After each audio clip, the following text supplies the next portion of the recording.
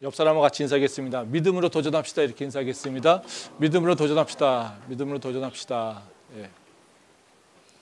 오늘은 지난주에 이어서 다윗이 밧세바를 범한 사건에 대해서 계속해서 좀 생각해 보려고 합니다. 지난번에 제가 말씀드린 것 같이 다윗의 인생은 이 밧세바의 사건을 기점으로 완전히 바뀌었습니다. 그러니까 다윗 밧세바 사건 이전에는 계속해서 성장하며 또 하나님의 그 영광을 드러내는 삶이었는데 밧세바의 사건 이후로는 다윗의 인생이 하락길이었고 계속해서 고통과 고난의 길이었다라는 거죠. 이 전에는 계속해서 무명이었던 그 목동이 이스라엘의 왕으로 세워졌고요. 또 물론 사울에게 쫓기기도 했지만 언제나 안전하고 승리했었고요. 계속해서 불안한 것 같고 불편한 것 같고 부족한 것 같지만 그 삶은 계속해서 성장하고 승승장구했다는 겁니다. 근데 밧세바의 사건 이후에는 다윗이 왕위에 올랐는데도 불구하고 그의 명예는 추락했고요. 그는 계속해서 고통과 고난의 삶이었다는 거죠. 오히려 수치스러운 인생을 살게 됐다는 겁니다. 왕의 자리에 있었지만 그 자녀들로 인해서 그는 한 번도 평안한 적이 없었고요. 그 왕의 자리에도 다른 자가 아니라 자기 아들에게 반역으로 인해서 쫓겨나는 그 인생을 살게 됐다는 겁니다.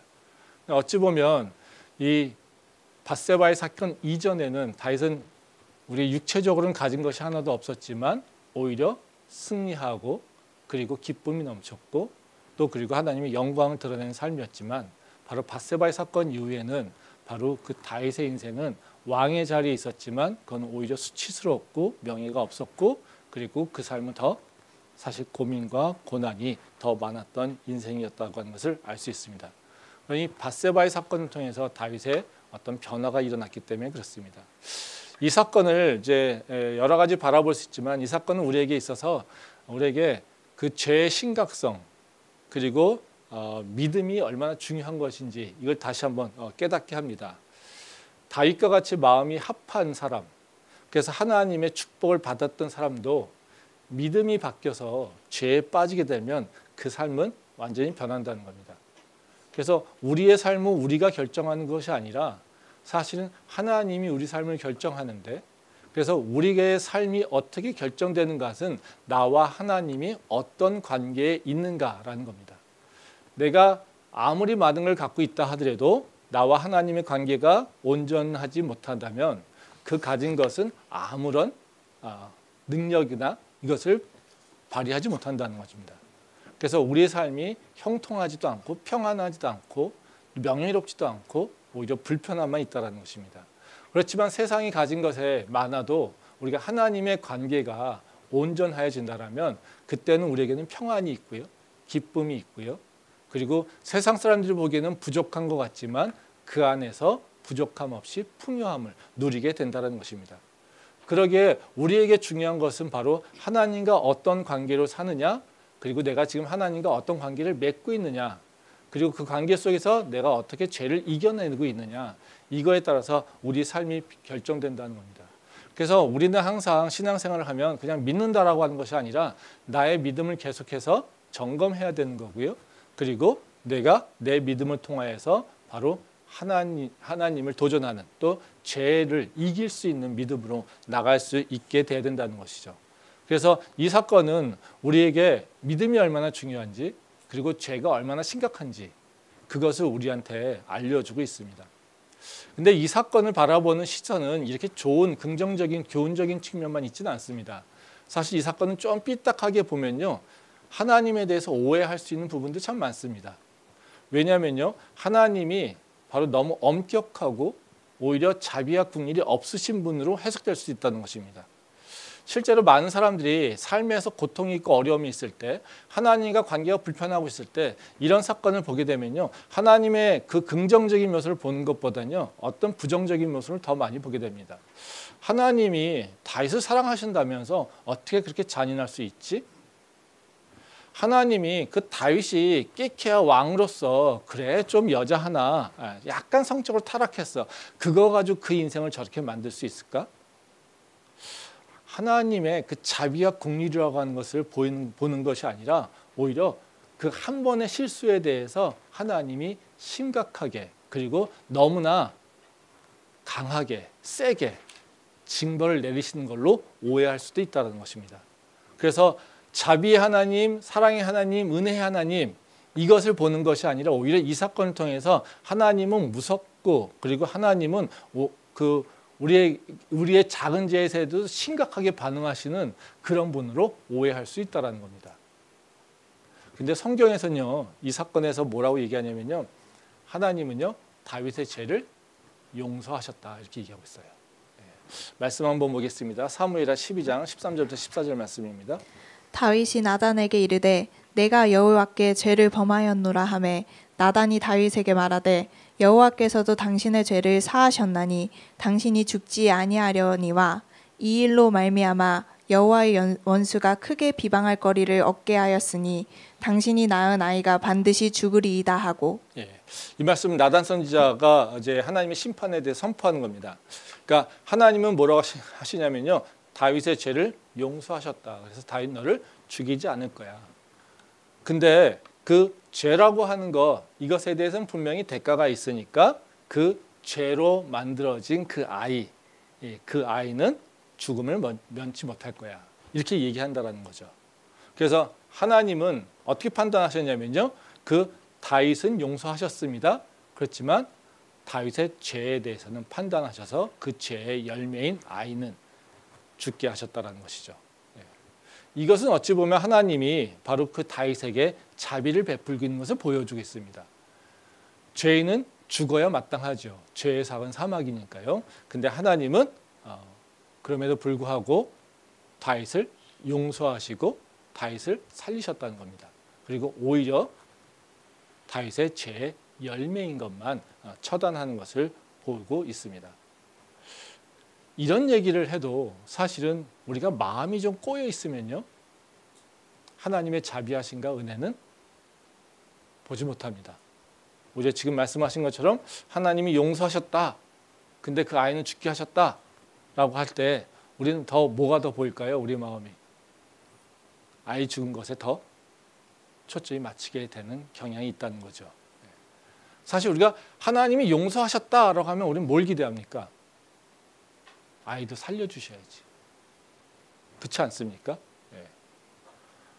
다윗이 죄진 것에 대해서 하나님이 용서하셨다라면 우리가 기대하는 것은 다윗의 인생이 밧세바 사건 이전의 삶으로 다시 회복돼야 되는 거 아닙니까?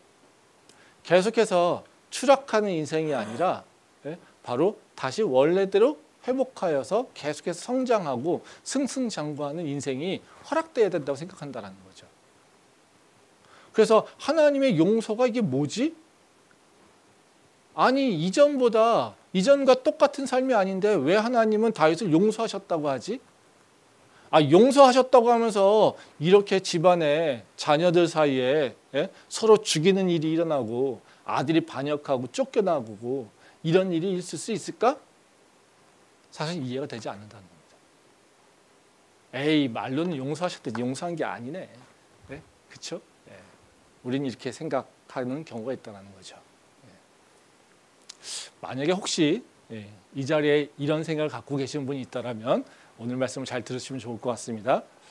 먼저 이 말씀, 이런 생각이 들 때 우리가 가져야 될 먼저 생각은 뭐냐면요, 우리의 정체성이 뭔지를 생각해야 돼요.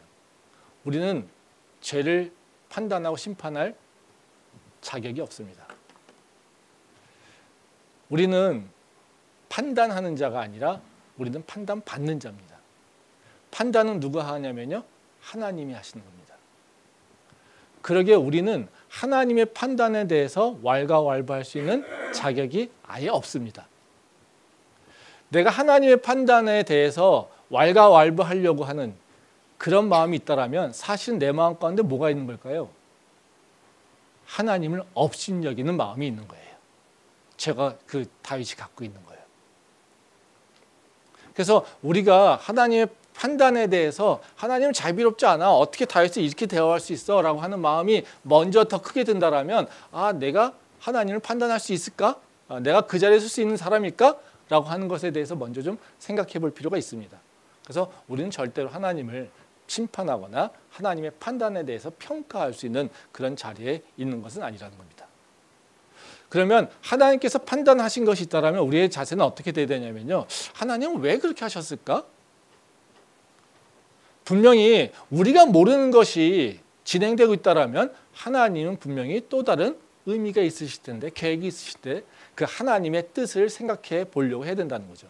그래서 오히려 우리가 하나님과 관계 속에서 충돌이 일어나는 일이 있다면 우리는 그 하나님이 이해 안 되는 것을 다시 묵상하고 하나님께 물어보고 그걸 다시 알게 됨으로써 우리는 오히려 믿음의 성장을 이루려고 해야 된다는 거죠.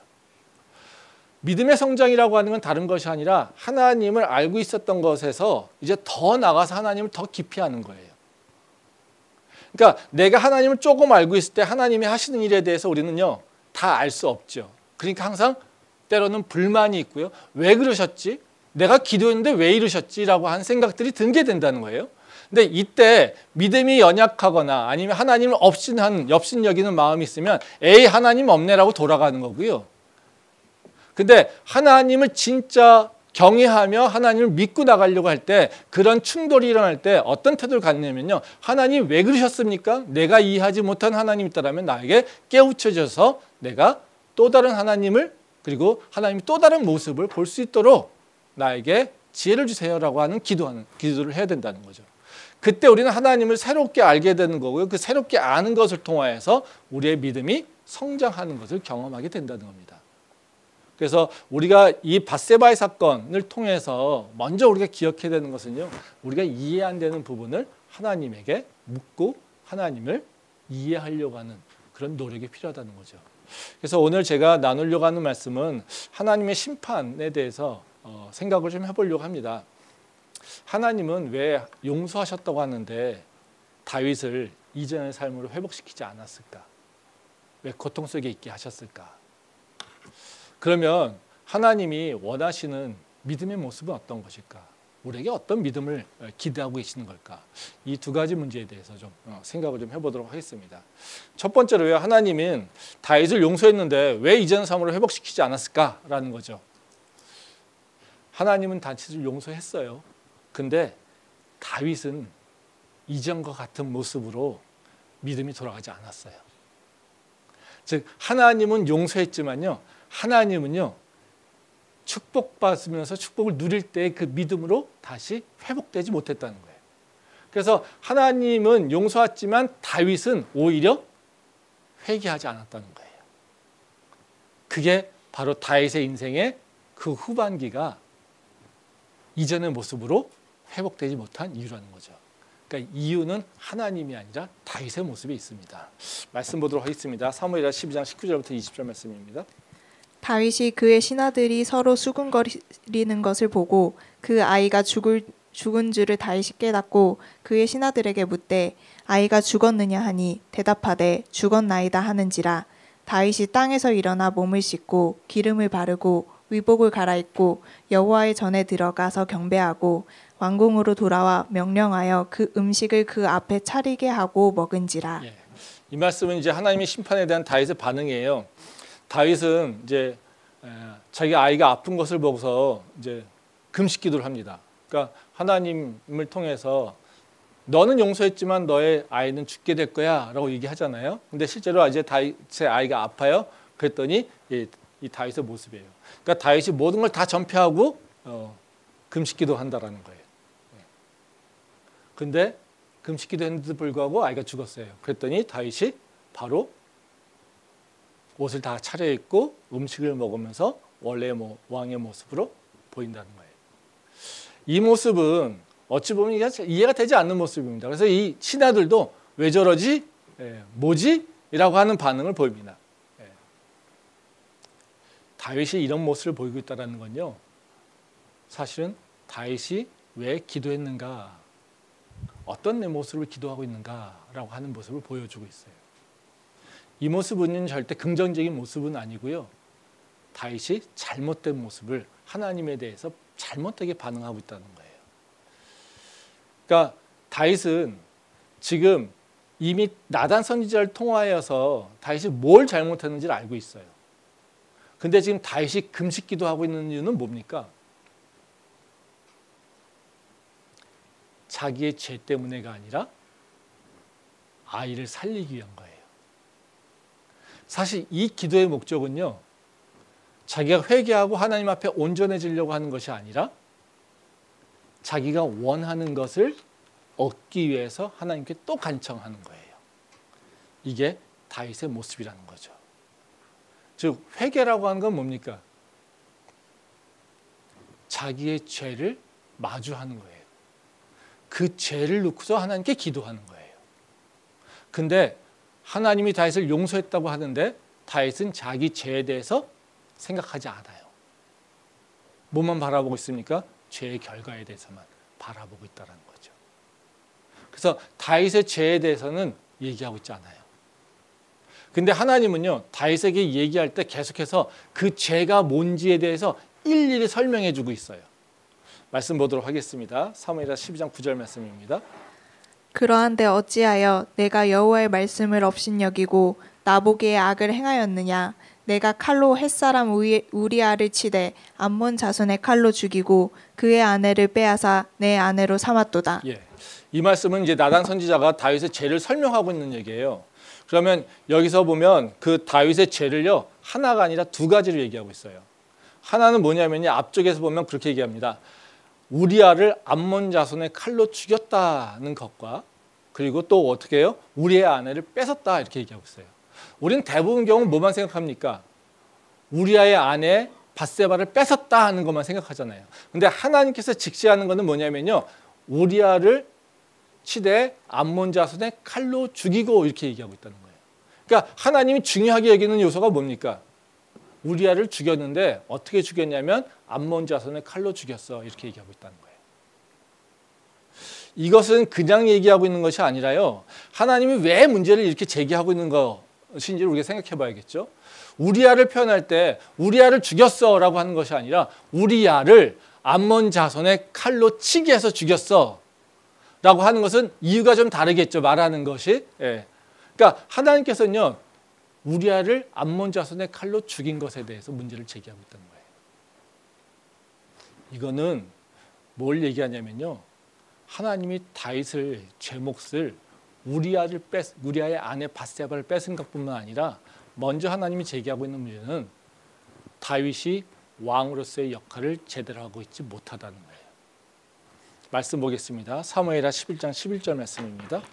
우리아가 다윗에게 이르되 언약궤야 이스라엘과 유다가 야영 중에 있고 내 주 요압과 내 왕의 부하들이 바깥들에 진치고 있거늘 내가 어찌 내 집으로 가서 먹고 마시고 내 처와 같이 자리이까?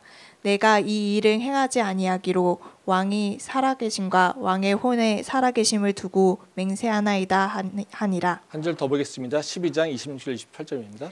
요압이 암몬 자손의 랍바를 쳐서 그 왕성을 점령하매 요압이 전령을 다윗에게 보내 이르되 내가 랍바 곧 물들의 성읍을 쳐서 점령하였으니 이제 왕은 그 백성의 남은 군사를 모아 그 성에 맞서 진치고 이 성읍을 쳐서 점령하소서. 내가 이 성읍을 점령하면 이 성읍이 내 이름으로 일컬음을 받을까 두려워하나이다 하니. 네. 이 두 말씀은 이제 다윗의 죄가 무엇인지를 잘 보여주고 있어요. 그러니까 지금 제가 11장 말씀과 12장 말씀은 그 나단 선지자가 얘기한 것의 앞뒤로 있음을 여러분들 기억하고 보시면 될 것 같습니다. 그 11장 11절에 보면 다윗이 범죄를 행하는 행위의 모습을 표현하고 있는 게 11장 얘기예요. 근데 11장에 보면 뭐라고 하냐면요, 다윗이 우리아를 죽인 모습이 나와요. 네. 근데 그 왕이 우리아에게 음식을 주면서 아내와 즐거운 시간을 보내라고 우리아를 보냅니다. 근데 우리아가 그 집을 가지 않았어요. 가지 않은 이유는 뭐라고 하냐면요, 그렇게 얘기하고 있어요. 11절에 보면 우리아가 언약궤와 이스라엘과 유다가 야영 중에 있고 주 요압과 내 왕의 부하들이 밖에서 진치고 있거늘 내가 어찌 집에서 먹고 마시면 내 처와 같이 자랄 것이냐, 이런 얘기예요. 사실 이 우리아의 생각은 누가 가져야 될 생각입니까? 다윗이 가져야 될 생각이에요. 지금 하나님의 언약궤와 그리고 유다와 이스라엘의 군사가 전쟁을 하고 있어요. 그러면 언약궤를 담당하고 있고 책임지고 있고 그리고 그 군사, 그 나라의 전쟁을 책임질 사람은 누굽니까? 다윗이에요. 우리아가 아니라. 근데 그 병사는 이 모양으로 자기 와이프와 자기 부인과 즐거운 시간을 갖는 것을 절제하고 있는데 지금 다윗은 뭐 하고 있습니까? 다른 사람의 그 병사의 아내를 빼앗으려고 하고 있어요. 이것은 다윗과 우리아를 완전히 대조시키면서 다윗이 왕으로서의 자기의 책무를 완전히 잃어버리고 있다는 것을 보여주고 있는 거예요. 또 재밌는 건요. 아까 얘기했듯이 사무엘하 12장 말씀해 보면요. 바로 그 요압이 암몬의 성을 점령한 것에 대한 얘기가 나옵니다. 근데 이게 좀 뜬금없어요. 예. 보시면 요압이 암몬을 쳐가지고요. 성을 점령합니다. 그리고 나서 자기가 점령해 놓고요. 다윗한테 와가지고 남은 군사를 데리고 와서 이 요압의 성 랍바를 점령하십시오. 왜냐하면요. 이걸 내가 점령 다 하면 내 이름으로 점령했을까 두렵습니다. 이것은 누구의 이름으로 점령해야 되냐면요. 다윗 왕 당신의 이름으로 점령해야 됩니다. 이거예요. 여긴 재밌는 게 뭐를 여기냐면요. 암몬 자손의 땅을 점령한다라는 거죠. 지금 암몬 자손은 어떤 대상입니까? 다윗에게 있어서 적이에요. 암몬은 다윗이 점령해야 될 대상이에요. 근데 다윗은 밧세바의 사건에서 암몬을 어떻게 이용했습니까? 자기 백성을 죽이는 것으로 이용했어요. 요압 사건을 통해서 얘기하는 건 뭐냐면요. 다윗이 어디에 있어야 되냐면요. 암몬 자손을 점령하는 그 전투에 있어야 돼요. 근데 다윗의 모습은 어때요? 그것에 관심이 없어요. 그러니까 요압이 점령하고 나서 뭐라고 합니까? 내가 할 수 없는 거잖아요. 이거는 당신의 임무 아닙니까? 그러니까 나머지 군사를 데리고 와서 당신이 점령하세요. 이렇게 얘기하고 있다는 거예요. 이건 다시 말하면 무슨 얘기예요? 우리아 사건에서도 죽이는 사건에서도 보면요. 바로 자기가 점령해야 될 그 암몬 자손 그를 통하여서 자기를 위해서 하나님을 위해서 유다를 위해서 이스라엘을 위해서 지금 싸우고 있는 병사를 죽인 거예요. 자기가 보호해야 될 대상을 죽인 거예요. 자기의 책무를 잃어버린 거예요. 또 암몬을 통해서 죽였는데 암몬이라고 한 존재는 사실 자기의 병사를 죽이는 자가 아니라 자기가 점령하고 하나님 나라를 확장해야 될 그 대상이에요. 지금 다윗의 인생은 완전히 뒤바뀐 인생을 살고 있다는 거예요. 왕으로서의 책무도 느끼지 않고요.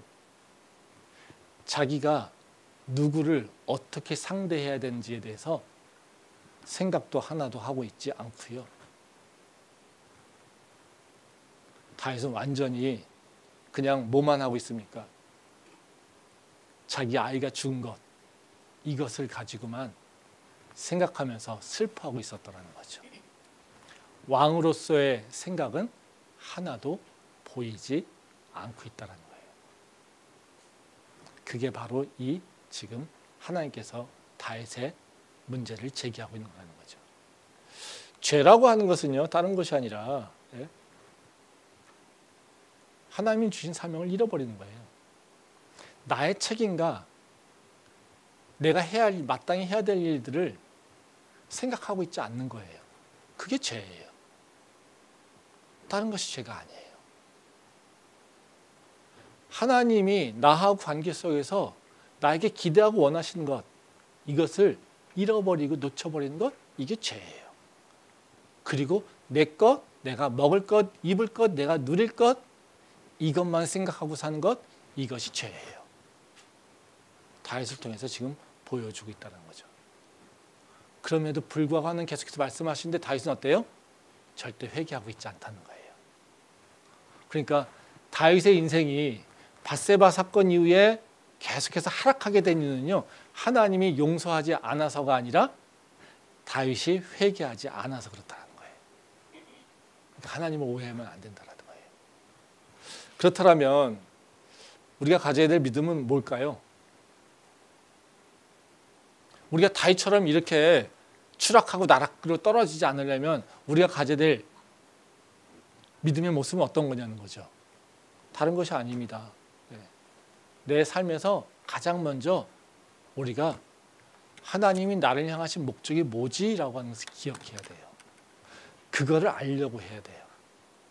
그리고 그 목적에 따라서 내 삶을 다시 한번 재평하고 그리고 무엇을 구해야 될지 무엇을 도전해야 될지 그것을 평가해 나가야 된다는 거예요.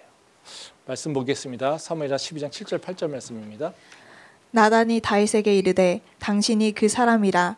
이스라엘의 하나님 여호와께서 이와 같이 이르시기를 내가 너를 이스라엘 왕으로 기름 붓기 위하여 너를 사울의 손에서 구원하고 내 주인의 집을 내게 주고 내 주인의 아내들을 내 품에 두고 이스라엘과 유다 족속을 내게 맡겼느니라.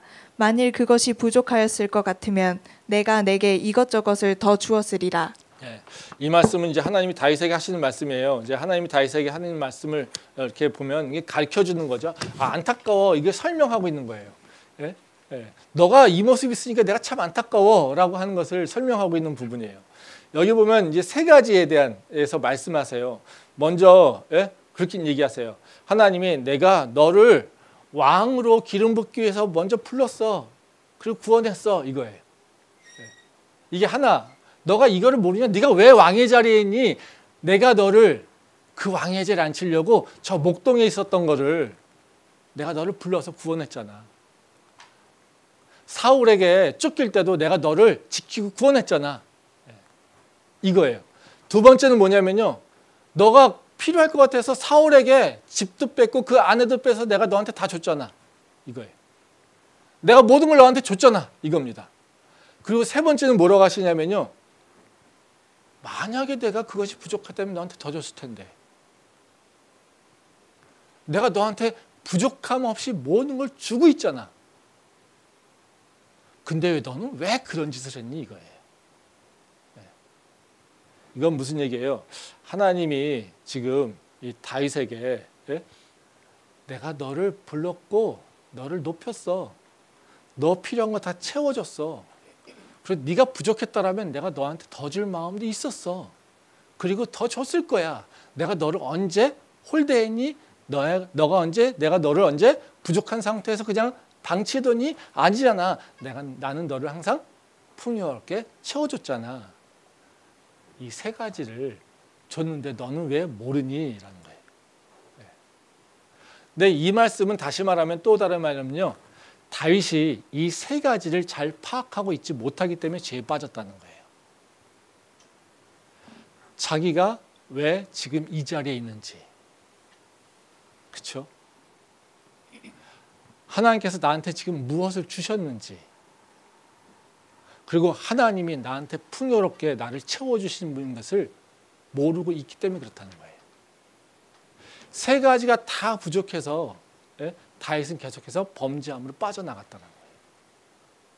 지난주에 말씀드렸잖아요. 죄라고 하는 그 특성에는 죄는 씨앗이 있고요. 열매가 있어요. 보이는 것이 있다는 거죠.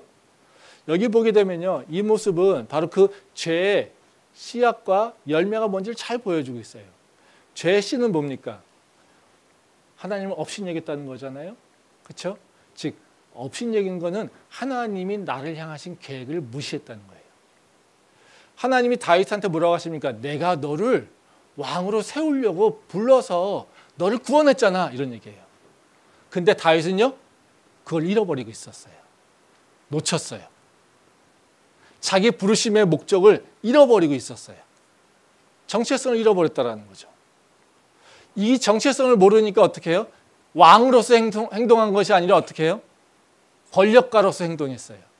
그래서 다윗은 자신의 역할을 하려고 하는 것이 아니라 오로지 자기에게 필요한 것들만 채우려고 자기가 욕구하는 것을 다 그냥 만족시키려고 다른 사람의 아내를 빼앗는 모습으로 바뀌었다는 거예요. 그래서 이 열매는 뭡니까? 우리아를 죽이고 밧세바를 뺏는 모습이 열매라는 거예요. 네, 여기에 보게 되면요. 바로 다윗이 하나님을 업신여기는 것뿐만 아니라 이 우리아를 죽이고 밧세바로까지 가는 것에 그 과정 가운데 하나님께서 계속해서 강조하는 건 뭐냐면요. 내가 너를 왕으로 부른 이유를 너는 놓쳐버렸어. 이렇게 얘기하고 있다는 거예요. 믿음이라고 하는 거는 그겁니다. 하나님이 나를 사랑하시고 부르셨기에 나를 향한 목적이 있다는 것을 분명히 기억하는 거예요. 다른 사람들은요.